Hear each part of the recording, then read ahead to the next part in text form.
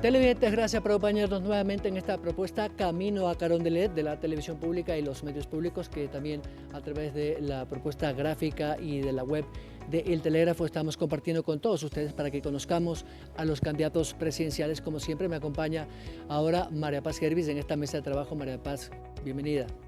Muchas gracias, Byron. Un gusto saludarte y a todos quienes nos televisan y nos escuchan esta nueva entrega.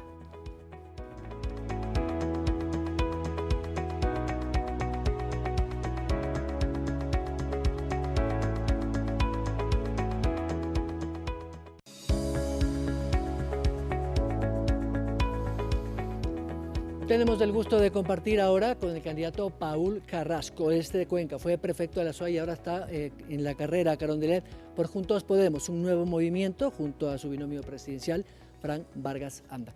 Candidato Paul Carrasco, gracias por acompañarnos. Bienvenido, un gusto. Un gusto estar aquí, Byron, María Paz. Un gusto poder dirigirme a la ciudadanía y muchas gracias por la oportunidad. Entremos en materia, candidato. En estos primeros minutos vamos a hablar de lo más importante que para la gente ahora, más allá del tema sanitario, es la economía, la falta de empleo, de oportunidades, la reactivación económica. Dentro de su propuesta de campaña he escuchado algunos temas muy interesantes, entre esos que tienen que ver con una especie de moratoria, pero me gustaría, más allá del planteamiento de la moratoria que lo va a tocar mi compañera María Paz, es cómo reactivamos la economía desde el punto de vista oficial en un gobierno de Juntos Podemos. Bien, a ver, nosotros creemos que en términos macro hay que generar tres líneas básicas, ¿no? La una, el crecimiento de la Reserva Internacional de Libre Disponibilidad. Dos, el control del rendimiento de los capitales que se encuentren en el país, ¿sí? O el desarrollo de ese rendimiento. Y tres, pasar de un PIB nacional a un PIB local. En ese marco, ¿qué es lo que nosotros estamos planteando entonces? Primero, en el caso de la construcción de una reserva internacional, nosotros lo que decimos hay que trabajar con títulos a valor futuro, con las utilidades de las eléctricas, de las telefónicas y de lo que implica la minería, sobre todo la que está bajo tierra y no está concesionada. Sin explotar, se puede diseñar una propuesta de monetarización e indudablemente de títulos a valor futuro.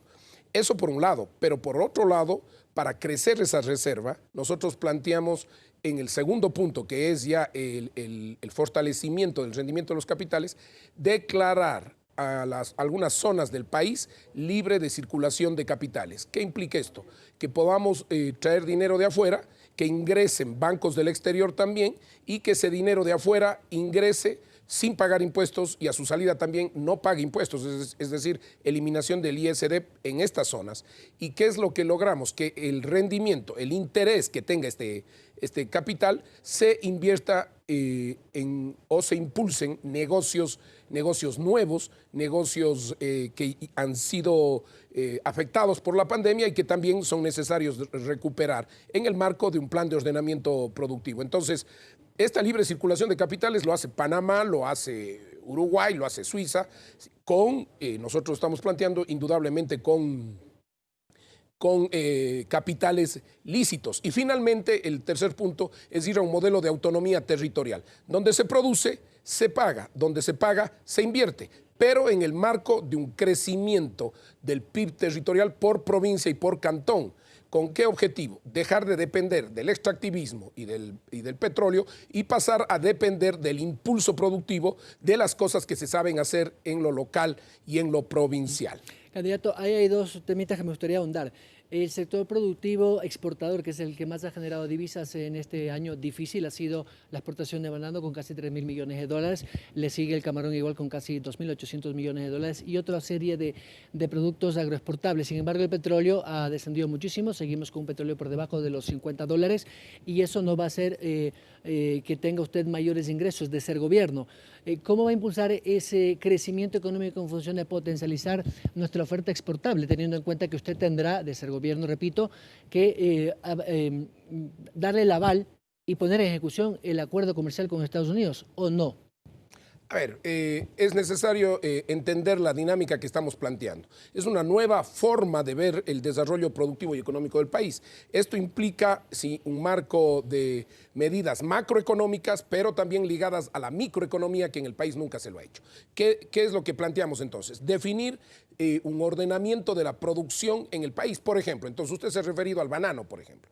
El banano es un producto del oro el Guayas y los ríos. Nosotros planteamos allí una política macroeconómica y microeconómica dirigida a este producto. ¿Qué significa? Uno, aranceles para insumos agrícolas para el banano, 0. Crédito al 2% para la renovación de las plantaciones. Crédito ligado al ciclo productivo del banano. Además, un seguro agrícola para, en caso de afectación de plagas o de desastres naturales para los bananeros. Si usted le da valor agregado al banano, es decir, le transforma en papillas, etcétera, ¿qué es lo que planteamos? Menos IVA, reducir el IVA en un análisis exclusivo para el producto y obviamente bajar 5 puntos del impuesto a la renta. Y finalmente es necesario mejorar las condiciones de negociación con ciertos mercados que nos cobran aranceles muy altos. Por ejemplo, en este caso, Rusia, que es un mercado muy importante para el banano, Rusia, Corea, Japón y China, que nos cobran aranceles que varían entre el 12, 15 y el 30%. Entonces es necesaria una política comercial. ¿Qué es la política comercial focalizada en el banano? ¿Qué es lo que estamos planteando? Diseñar una propuesta de incentivo de la producción marcado en el producto y en el saber hacer del territorio. Sí a los acuerdos comerciales. En ese caso, claro, indudablemente sí en el al acuerdo comercial. Hay apertura comercial. Apertura comercial absoluta, pero revisando procedimientos y procesos que nos permitan proteger a nuestros pequeños agricultores y obviamente a nuestros grandes agricultores o a nuestros grandes productores, defendiendo estos productos de estrella. Por eso es que nosotros hablamos de un modelo, no de un modelo ecuatoriano, hablamos del Ecuador con 20, 30, 50 modelos, dependiendo de la potencialidad territorial y del mercado. Entonces, es una lógica absolutamente distinta. El Ecuador es un país mega diverso. Por lo tanto, el presidente que administre el país los próximos 4 años y en nuestro gobierno vamos a administrar desde una perspectiva absolutamente distinta y la política macro y microeconómica serán diseñadas de acuerdo a las potencialidades económicas y productivas de cada territorio. Está clarísimo que eso tiene que ir acompañado con algo que es clave, una amnistía bancaria para los ciudadanos. ¿Por qué?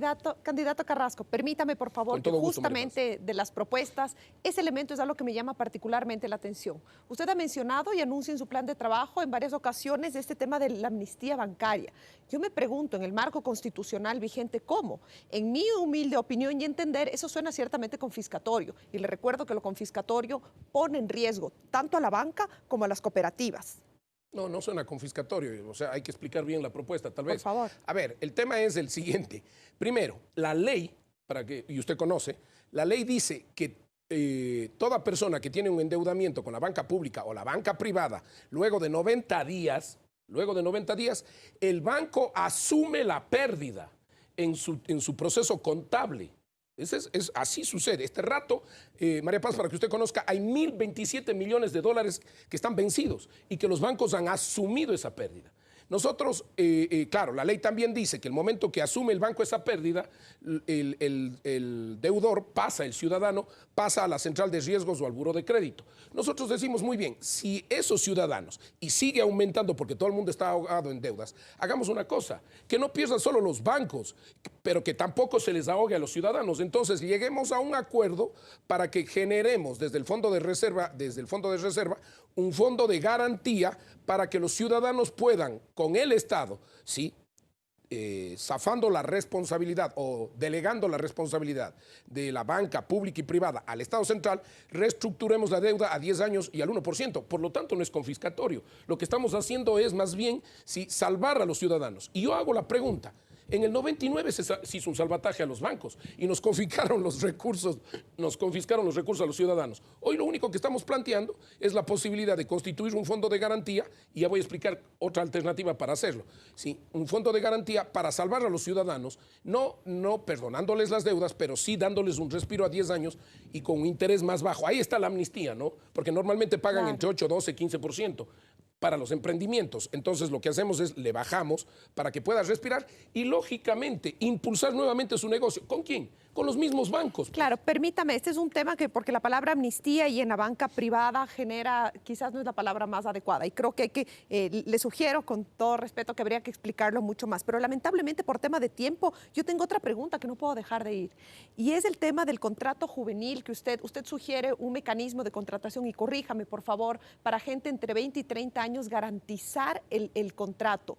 Yo le pregunto a qué modelo exactamente se refiere y le hago notar que desde el año 2016 el artículo 341 del Código del Trabajo ya creó la figura del contrato joven. Y le digo, ciertamente, a pesar de que se ha establecido que bajo ciertas características es el empleador el que debe asumir el pago del IES, etcétera, etcétera, vemos que no logró su objetivo de dinamizar la economía, ni de dinamizar el trabajo, perdón, porque tampoco es tan factible para el empleador asumir tantos gastos.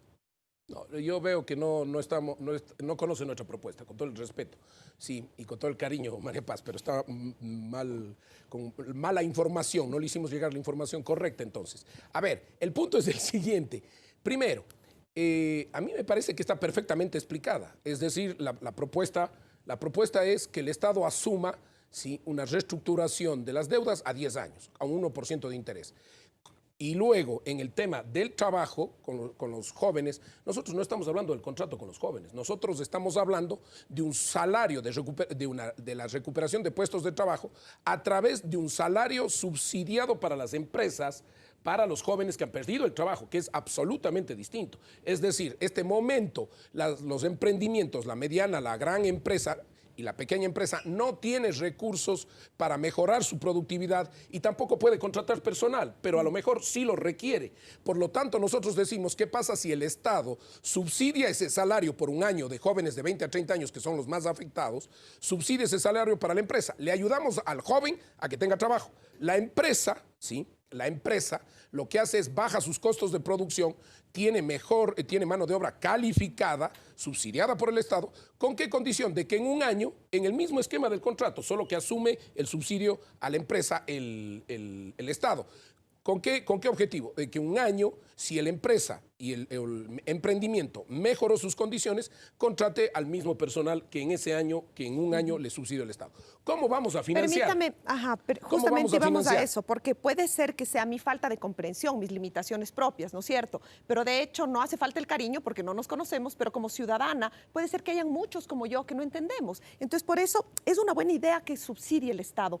¿De dónde va a subsidiar? Cuando es un Estado que no le alcanza ni siquiera para cubrir los salarios. Y en esa misma línea, yo le he escuchado a usted que no está de acuerdo con despedir al sector público.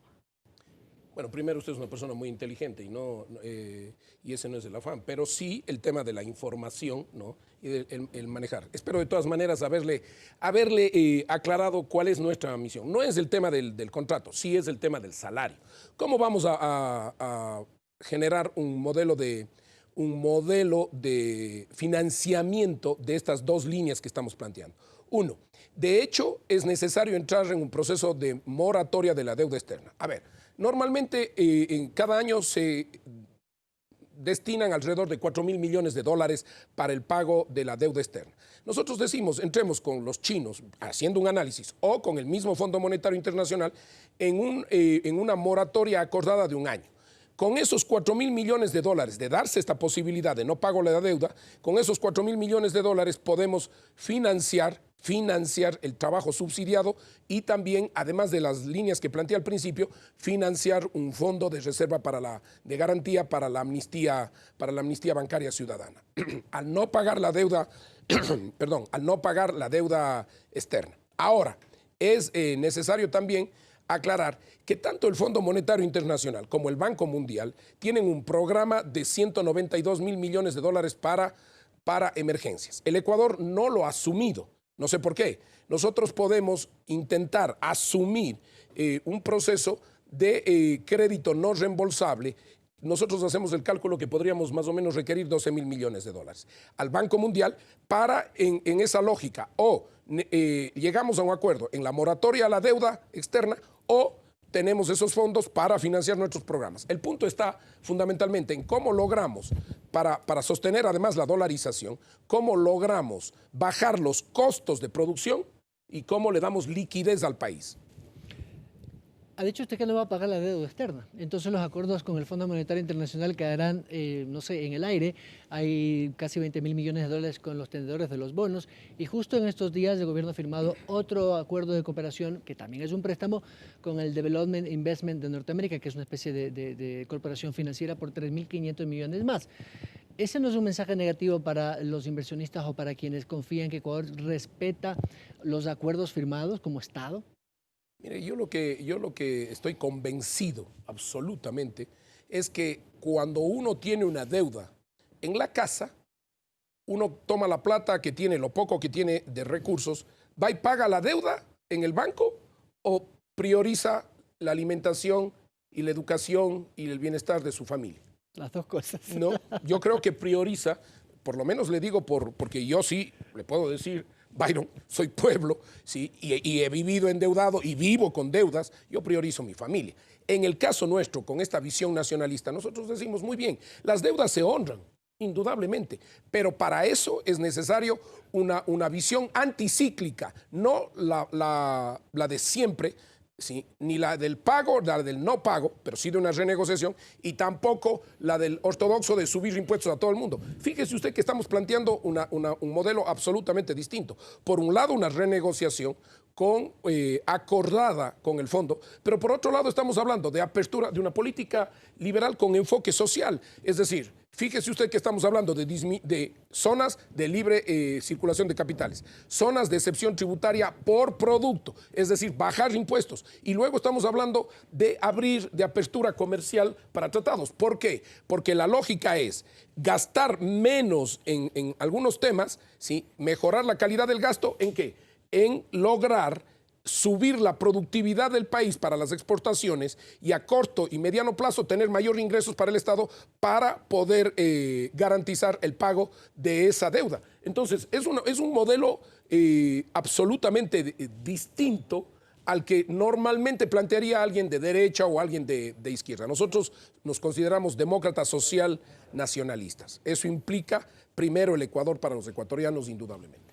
Es momento de hacer nuestra primera pausa. Al regresar vamos a tratar los temas relacionados a lo que también preocupa mucho a los ecuatorianos, la salud, la vacuna, cómo va a manejar estos temas y por supuesto la educación. Volvemos con Paul Carrasco y su posición para elegir la opción de él en estas próximas elecciones. El votante tendrá la palabra, por supuesto, luego de escucharlo.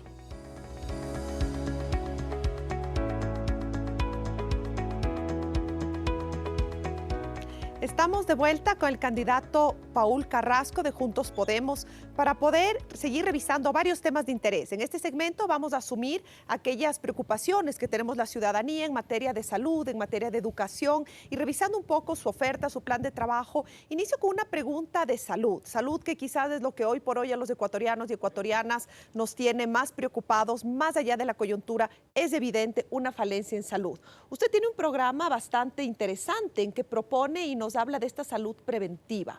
Le escuchaba y decía llevar el médico a la casa.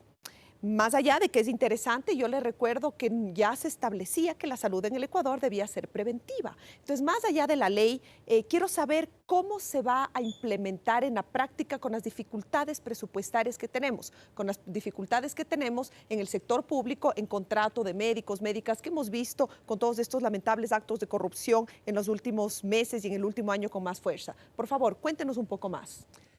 A ver, de hecho la salud está declarada como de prevención y promoción en la salud primaria, digamos, en la ley ecuatoriana y en la Constitución. Sin embargo, este modelo en términos técnicos y operativos o en términos de gestión no se aplica y no funciona.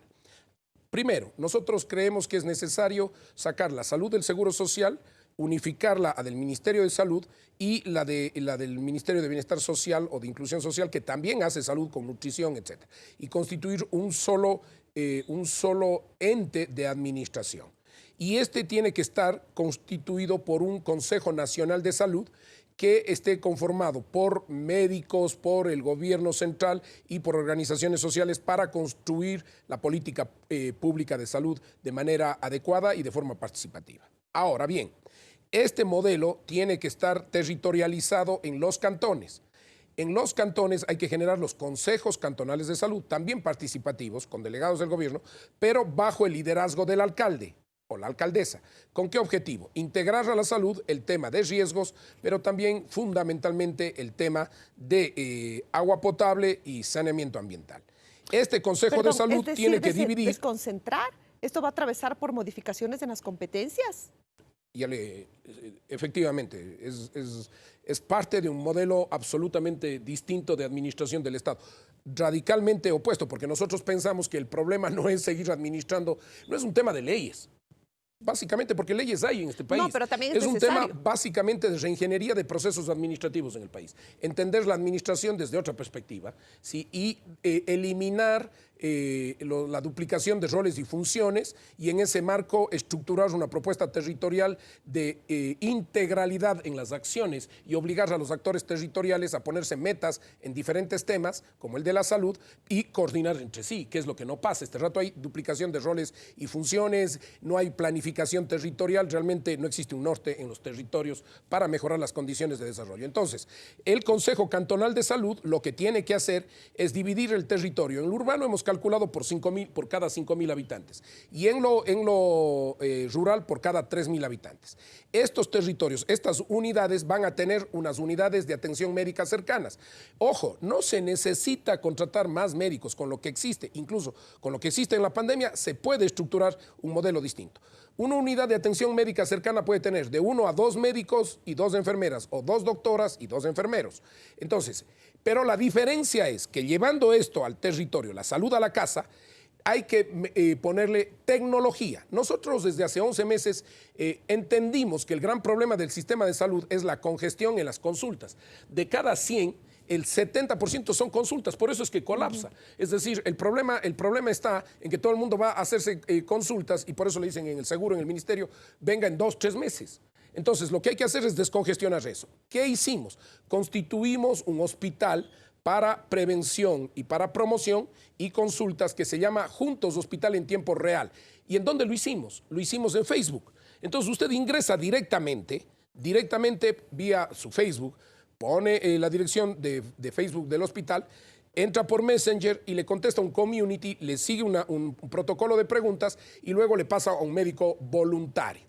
Esta atención es gratuita. Discúlpeme, le interrumpo, pero ¿qué pasa con el acceso a Internet? Porque tenemos claro que el acceso a Internet es otra de las limitaciones y de uso de redes sociales de la ciudadanía y de esas personas que precisamente requieren la atención. Claro. A ver, está bien, le agradezco la aclaración, pero vamos por partes. Entonces, es necesario entender entonces que la salud de esta manera va a su casa. ¿Y qué es lo que nosotros planteamos? Hemos atendido a 345,000 personas, 1.700 casos de vidas salvadas en estados complicados de COVID.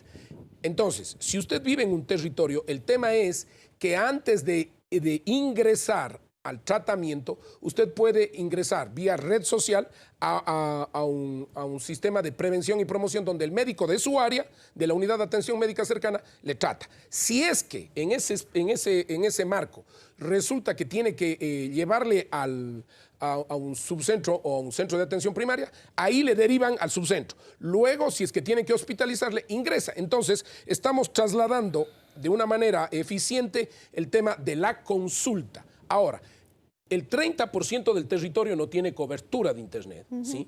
Ese es el tema.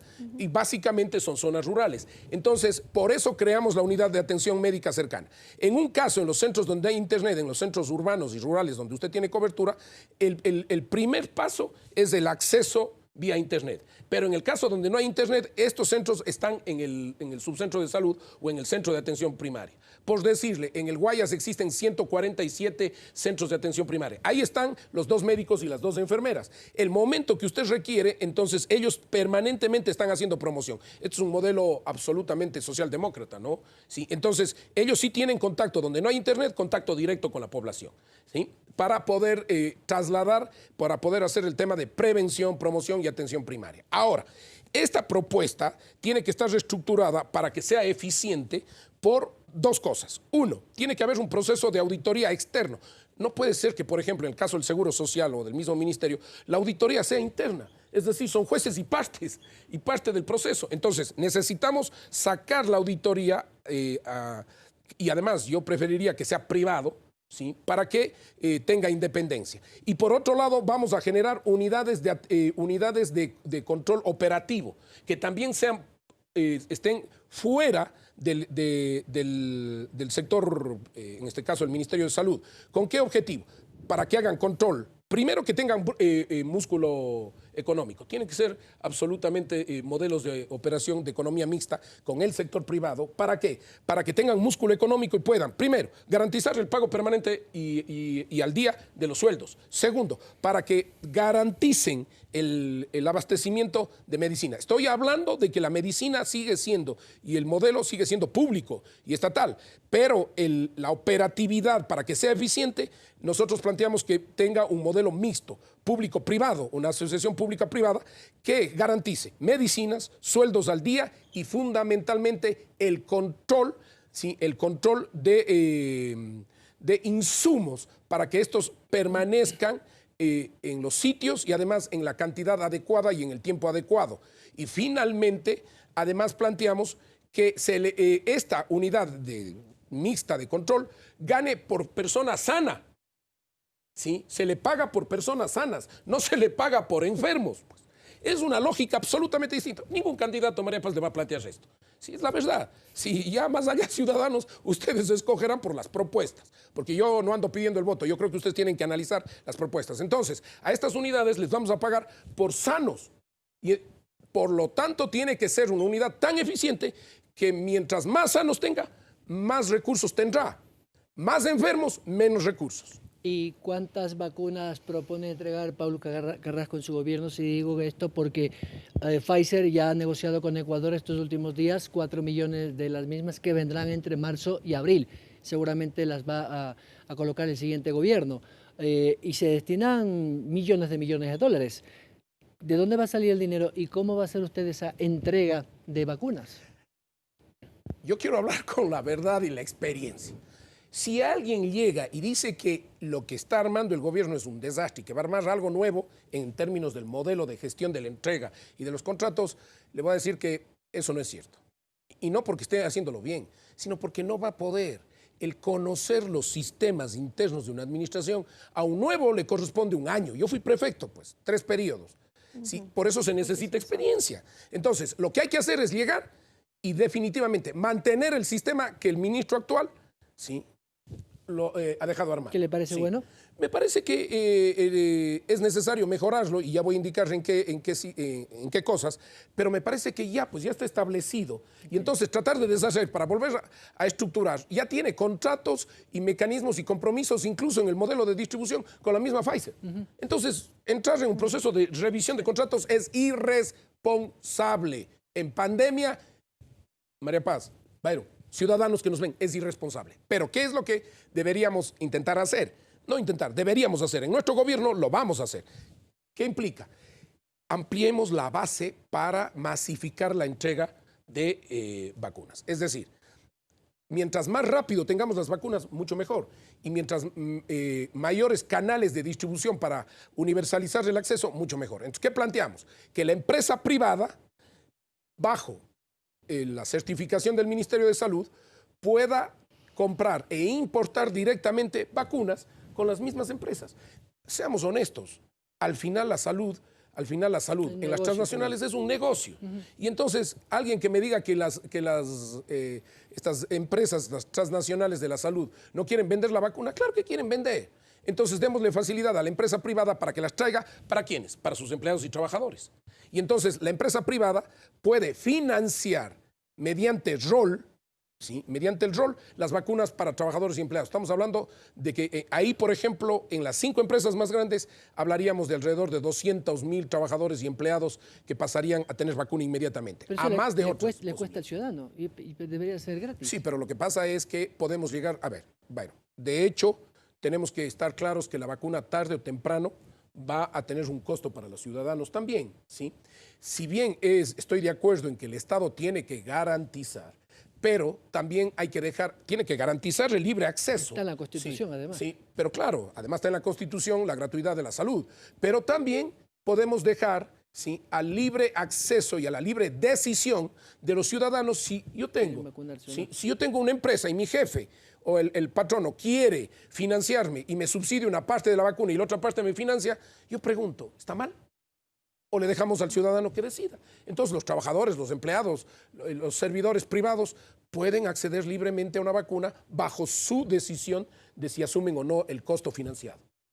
Vale, pero ¿cuánto va a asumir Pablo Carrasco en el gobierno, de ser gobierno, económicamente, me refiero al presupuesto, para la compra de vacunas? Mire, yo debo decirles claramente, tiene que ser en el primer año, sí, los 34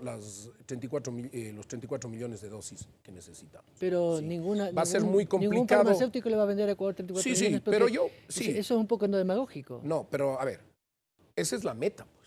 Tenemos que plantearnos... ¿Y la realidad? Tenemos que plantearnos el paradigma, porque si no, ¿cómo lo vamos a hacer? Sin embargo, hay que buscar dos etapas. Primero, la contratación y el acuerdo para tener esas dosis.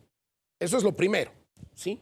Y segundo, ver en el corto tiempo, o sea, llegar en el primer año, llegar con, en los primeros meses, tener clarísimo que ya contamos con las dosis para todos los ecuatorianos, okay, desde el punto de vista privado o desde el punto de vista público.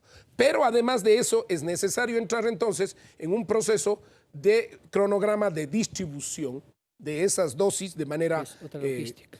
Claro, eso ya implica la logística, de hecho. Tenemos también temas de educación que queremos aprovechar el tiempo.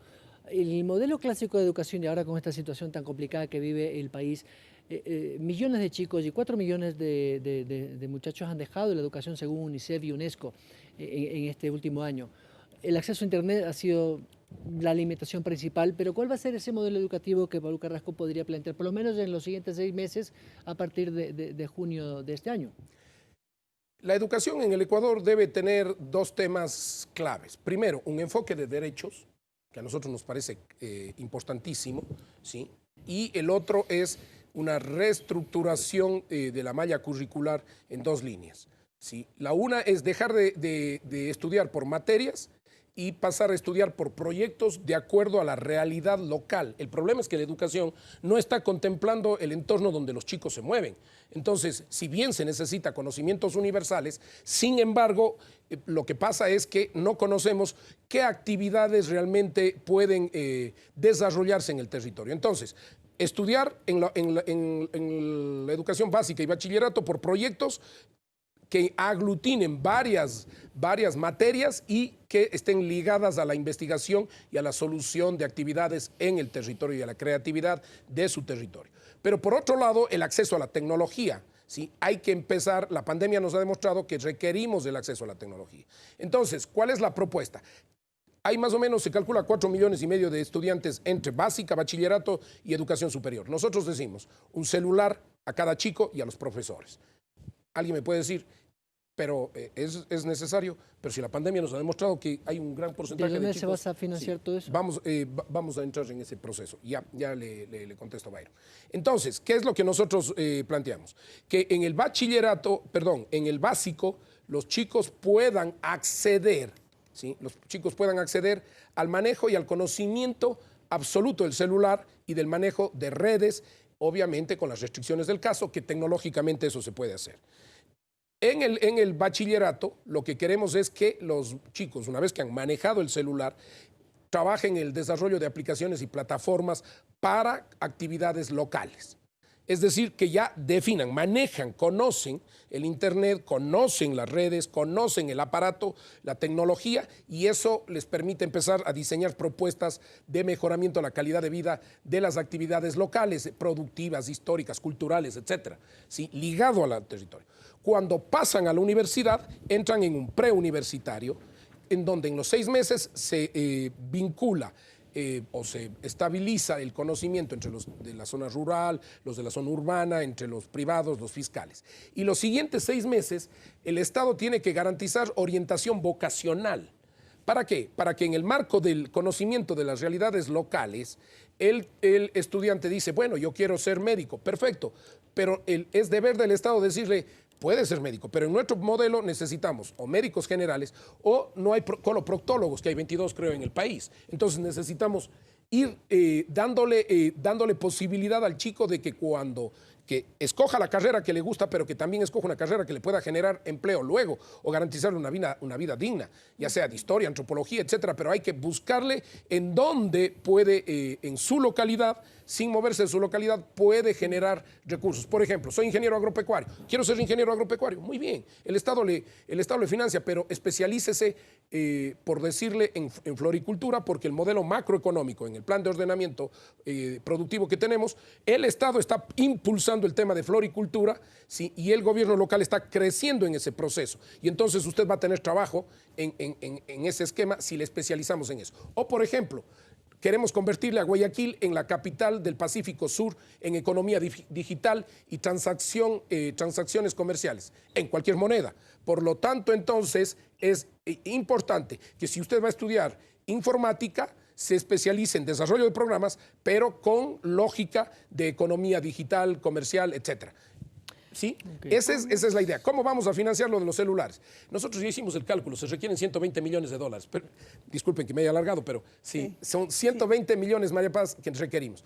En un presupuesto de 27.000 millones de dólares, solo se necesita la decisión política y ojalá el acuerdo para que esos celulares se hagan en el país y se estructuren y generen empleo en el país y desarrollemos tecnología. Discúlpeme que le tenga que interrumpir, son tantos los temas, hay tanto que tenemos todavía que conversar, pero por los tiempos de televisión tenemos que parar aquí este segmento, irnos a un nuevo corte y a la vuelta vamos a seguir conversando con el candidato Paul Carrasco sobre los temas que quedan pendientes: democracia, justicia, institucionalidad.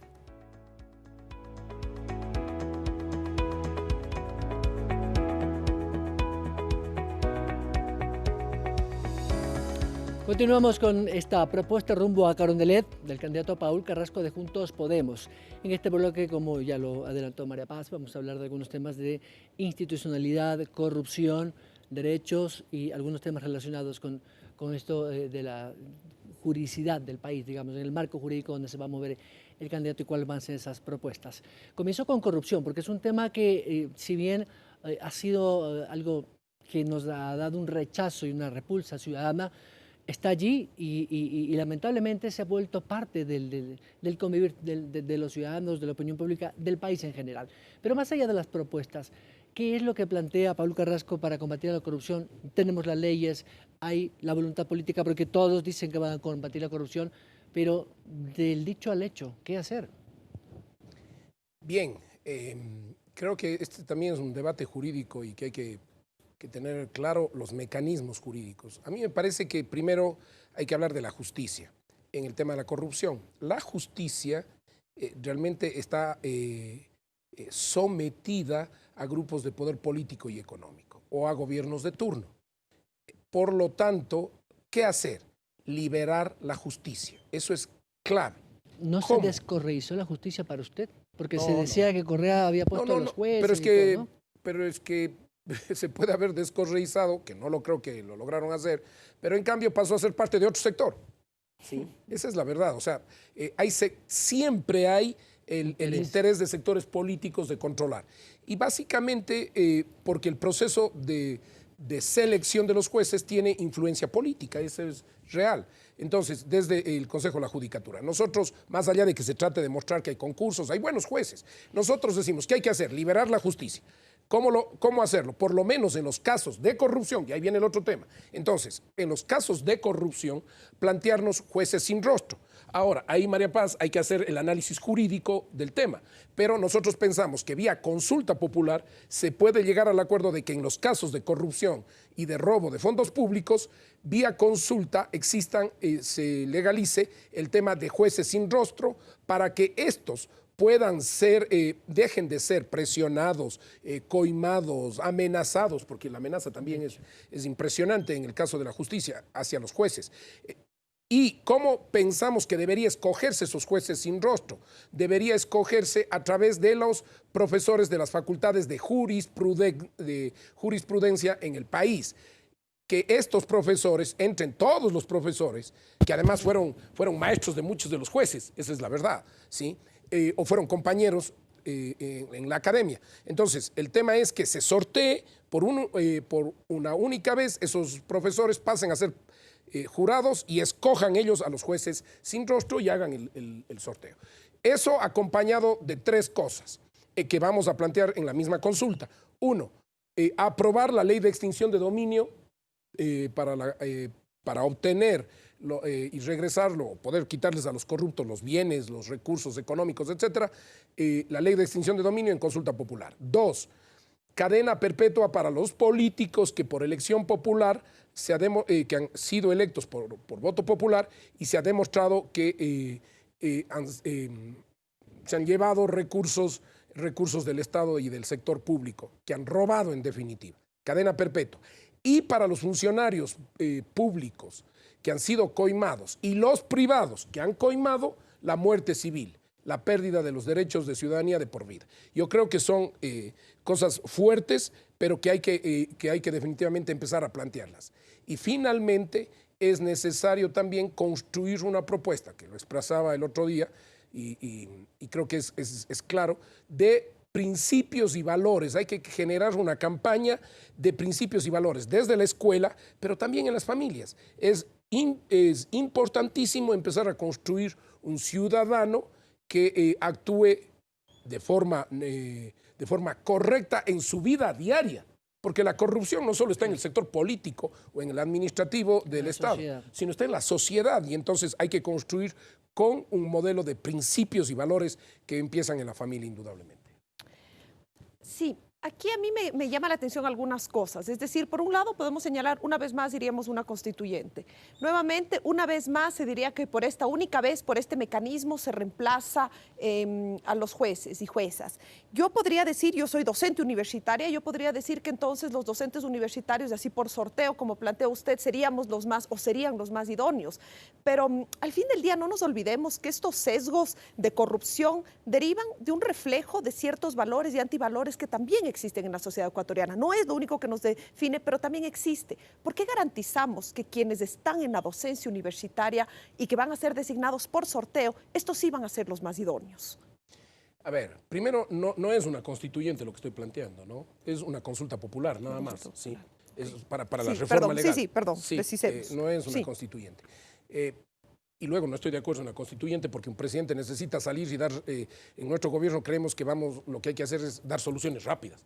Ahora, en el marco de los docentes, bueno, lo que pasa es que nuestro concepto es cómo logramos sacarle de la política partidista al sistema judicial y tratar de ciudadanizarlo. Entonces, de hecho, nadie puede garantizar que los docentes sean los más idóneos, pero por lo menos entramos en un proceso distinto en donde pensemos que los docentes van a tener un mayor nivel de independencia, ¿sí? y de conocimiento que quienes están manejados desde el punto de vista político, tienen relaciones político-partidistas o que tienen presiones desde un gobierno central o desde los diferentes poderes del Estado, funciones del Estado para escoger jueces. Le hago notar que en este concurso que está vigente ahorita hay la participación de algunas facultades de derecho.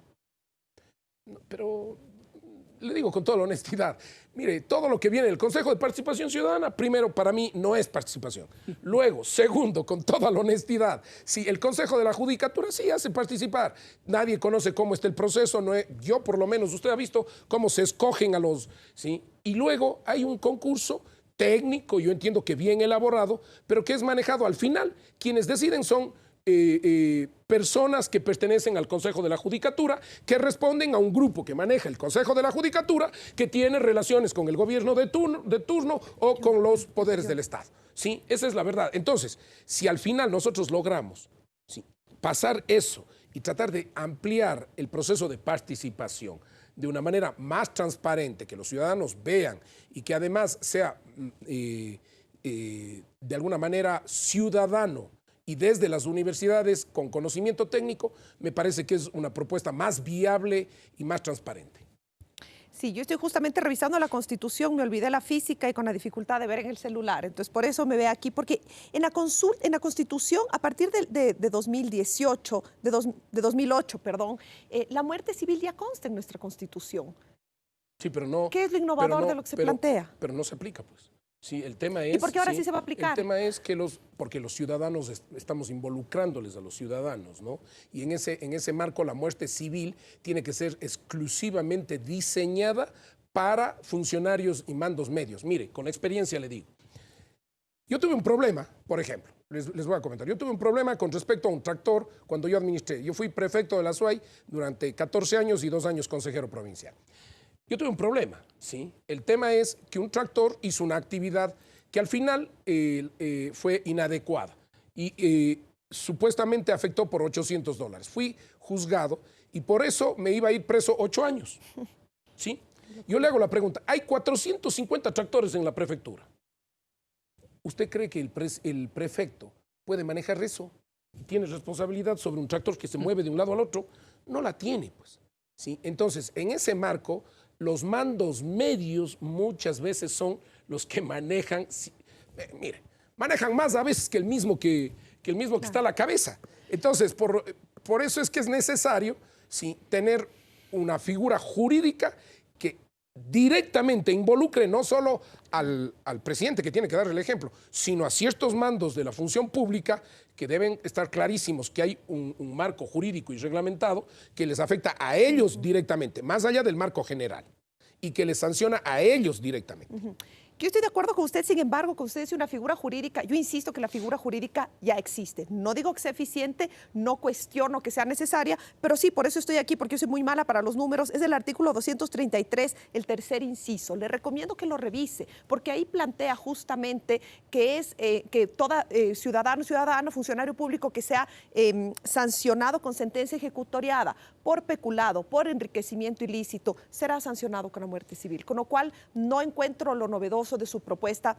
Quizás es algo que también podría más adelante ampliar. Disculpa, Byron. Mire, no es tan novedoso, ¿sí? Sin embargo, veo que ni usted se acuerda del número del artículo, usted que es una experta. Pero soy muy mala para los números de los artículos. Lo importante es entender el espíritu y la complejidad de la norma. Cuando discutíamos esta parte, que es elaborada por un grupo de abogados comandado por la doctora Irene Pesantes, ¿sí?, feminista, defensora de los derechos de la mujer y especializada en el tema jurídico, efectivamente el punto era en nuestro equipo cómo estructurar una propuesta que viabilice, ¿sí?, en términos operativos la muerte civil. Sin embargo, más allá de lo novedoso o no, el tema es cómo lo logramos aplicar y en los sectores más sensibles donde también hay corrupción. Eso es, y me parece bien. Le agradezco a María Paz por el consejo y lo vamos a hacer. Muchas gracias. Usted va a necesitar una mayoría en el Congreso y no sé si juntos podemos meter un bloque de asambleístas importantes. ¿Qué va a conseguir usted en la Asamblea para cogobernar de manera coherente o, digamos, civilizada, por usar un término, y no evitar estos repartos que se ha visto en todos los gobiernos, que por estos cambios de mayorías móviles no le permiten hacer los cambios directamente? Realmente no me preocupa, y esto va a ser polémico, no me preocupa la Asamblea, y mis compañeros candidatos a la Asamblea saben qué es lo que nosotros pensamos y cuál es nuestra propuesta. No me preocupa la Asamblea porque nosotros no vamos a gobernar con la Asamblea.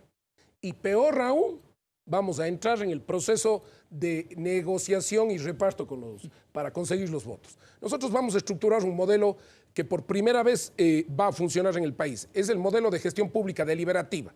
¿Qué implica eso? ¿Sí? Implica generar procesos de participación y diálogo permanente con la ciudadanía. No necesariamente a través de consultas populares, sino de la estructuración de parlamentos populares ciudadanos voluntarios. Entonces, tenemos estructurado un modelo que está estableciendo por cada parroquia un parlamento con las organizaciones sociales, civiles y ciudadanos de manera voluntaria. Por cada cantón, también desde los barrios, desde las parroquias, sale un parlamento popular cantonal y uno provincial y uno nacional, un gran nacional. En cada nivel se van a discutir las prioridades locales y la prioridad nacional. Así goberné la provincia y indudablemente el tema es cómo ampliamos este proceso a lo nacional, nada más, en términos metodológicos. Y con la tecnología se puede hacer. Entonces, nosotros vamos a construir todas las decisiones y a gobernar por prioridades, porque seamos honestos, María Paz y Byron, ningún presidente va a cambiar en 4 años toda la realidad del país de 200 años de errores y de no aciertos. Lo que vamos a hacer es, con la gente, ir priorizando en lo local, en lo cantonal, en el diferente nivel, en lo provincial, qué hacer, y en lo nacional, cuáles son las políticas prioritarias. Y ahí, en todos estos niveles, vamos a ir construyendo el tema legislativo. Al final, todos los procesos de revisión y de legislación pasarán por este proceso de abajo hacia arriba y por primera vez tendremos ciudadanos realmente participando en la legislación. Alguien puede decir muy demorado, ¿no? Porque con procesos tecnológicos se puede hacer rápido, la verdad. Sí, y además se lo hace permanentemente. En esa dinámica serán los parlamentos los que presenten los procesos y los proyectos a la Asamblea. Y la Asamblea ya no le chantajeará al presidente, tendrán que sentarse a negociar con los parlamentos y las asambleas populares y ahí que sea otra la lógica, pues. Y si los asambleístas quieren, sí, y se van en contra, pues las asambleas populares se movilizarán nomás pues a la asamblea. Esa es la verdad. Por primera vez tendremos asambleístas de cara al pueblo y no al presidente chantajeándolo. Sí, y tendremos también, y debo decirlo como parte de la estructura democrática, tendremos un presidente que cuando crea que es necesario pedirá ser recibido en comisión general e irá a debatir. Bueno, vemos que va a haber mucha reforma constitucional si usted llega a la presidencia. Pero ahora yo quiero ir a un tema álgido, si me permite. ¿Por qué es constitucional la participación? Si está en la ley. La participación y la consulta, asambleas ciudadanas. No, las asambleas, claro, está en el artículo, me parece que... Para la aprobación de normativas. No, pero entonces, a ver, me voy a explicar bien, María Paz, porque poder... queríamos pasar un tema álgido. Sí, pero rapidísimo, permítame, porque no puede quedar la duda. Por supuesto. Sí, las asambleas ciudadanas, la participación social está en la Constitución. Sí, por no hay nada que hacer. Las asambleas ciudadanas son elementos de construcción, pero allí no se va a aprobar, pues. Se va a aprobar en la Asamblea Legislativa. Pero quien va a presentar son los ciudadanos a la Asamblea Legislativa. Sí, nada más. Y ya no se les va a organizar. El proceso, no como el Consejo de Participación Ciudadana y Control Social, que organizaba la participación ciudadana o procuraba desde arriba. Eso desconoce. Sin embargo, estas asambleas van a surgir autónomamente. Sí, pero usted como presidente no tendrá nada que ver ahí. Tengo que impulsarlo, pues. Pero entonces, ¿cuál es la diferencia con el Consejo de Participación Ciudadana y Control Social? Si la participación ciudadana se hace desde arriba y ya no desde abajo, ya no es participación ciudadana, pues ya está estructurada desde arriba. El Consejo de Participación arriba está estructurado por 4 ciudadanos que son y ahora electos. Será por uno, por el presidente. Ahora vamos a tener asambleas barriales, ¿sí? En donde los sectores, el señor de a pie, el señor del barrio puede participar en una asamblea y tendremos, en vez de 4, tendremos 10,000 asambleístas participando en todo el país. Pero tendrá que ser autónomamente, ahí el Ejecutivo no entra, pues. Sí, pero tiene que haber una política de impulso, porque si no, es decir, es un estilo distinto de gobernar. Entonces hay que impulsar el proceso de participación. Quizás es mi sesgo de docente, pero sigo pensando que el origen de la participación ciudadana para ser ciudadana es desde abajo hacia arriba y no al revés. Pero le invito, vamos a un tema polémico, y es un tema que parecería que es sobre salud, es sobre derechos de salud sexual y reproductiva, pero que de hecho le dejamos en este segmento porque esto se refiere a derechos humanos fundamentales de mujeres y de la ciudadanía en su conjunto. ¿Cuál es su postura frente a garantizar los derechos sexuales y reproductivos? A ver, dos líneas claves, ¿no?, en el proceso. Primero, es necesario diseñar una propuesta de empoderamiento económico de la mujer. Y nosotros creemos que eso es un tema, incluso desde el punto de vista social, porque pensamos que la mujer puede promover un proceso de desarrollo familiar, que es una visión múltiple que tiene la mujer que el hombre no lo tiene, sí, definitivamente. Esa es la verdad. Y yo soy un promotor de la equidad de género. Es más, estoy casado con una persona que es feminista, sí, y activista por los derechos de las mujeres, y yo mismo he aprendido y me ha enseñado el proceso, en la vida misma, ¿no?, de cómo construir un modelo distinto. Entonces, una ley, sí, que genere acción positiva para las mujeres. ¿En qué? Todos los mandos medios y los mandos de alta dirección en el sector privado y público deberían estar estructurados con el 50% de mujeres, es decir, ocupando cargos del 50% de sus cargos deberían estar ocupados por mujeres. Pero la salud sexual y reproductiva. Estoy yendo a eso. Entonces, luego vamos al tema de el proceso de que las mujeres, estoy hablando del tema de equidad, María Paz, por favor, el tema de que en el escogitamiento de trabajadores en el sector privado, empleadas en el sector privado y público, debería dar prioridad a las mujeres jefas de hogar. Ahí también estamos planteando el tema de que el aseguramiento social para las trabajadoras sexuales del país, que son 50,000, ¿sí?, que es clave. Ahora, este proceso empodera a las mujeres y tenemos que ir construyendo ya una propuesta clara, ¿sí? La mujer, desde mi punto de vista, tiene el derecho, ¿sí?, a decidir sobre su cuerpo. Y en ese marco es absolutamente digamos, legal en términos del derecho del ser humano, es absolutamente claro que ella puede decidir, ¿sí?, sobre lo que desea en su vida y sobre su cuerpo. Y en ese mismo marco es necesario entonces construir un proyecto de una nueva masculinidad también, para que el hombre empiece a cambiar su mentalidad de estructura, ¿sí?, su estructura mental más bien, de lo que implica el accionar diario. Esto significa empezar a diseñar una propuesta de nuevos roles en la sociedad, y de aprender que los roles pueden ser diferentes en las mujeres y en los hombres, absolutamente. Vamos a finalizar ya, estamos a pocos minutos, pero nos gustaría resumir, candidato, en todos estos casi 55 minutos que ha tenido, ¿por qué el ecuatoriano que nos está viendo ahora debería votar por Paul Carrasco? ¿Cuáles son esas propuestas que la ciudadanía podría tener confianza en usted? Creo que, a ver, yo quisiera decirles lo siguiente.